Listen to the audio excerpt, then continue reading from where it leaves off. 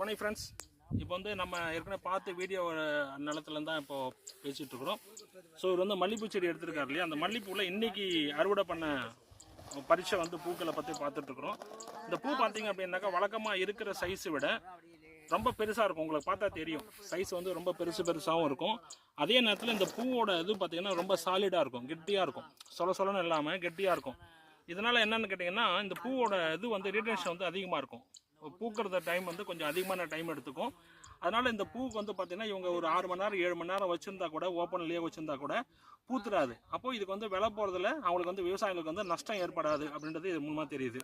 ரெண்டாவது பார்த்திங்கன்னா கலர் பாருங்கள், வழக்கமாக இருக்கிற மல்லிப்பூ விட இது கொஞ்சம் நல்ல ஷைனிங்காக இருக்கும். காரணம் என்னென்னா இவர் வந்து வெஸ்டீஜ் ப்ராடக்ட்டை ரெகுலராக யூஸ் பண்ணிக்கிட்டு இருக்கிறாரு.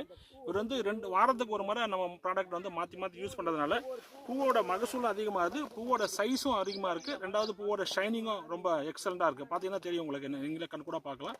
ஸோ அருமையாக இருக்குது. Okay, thank you friends.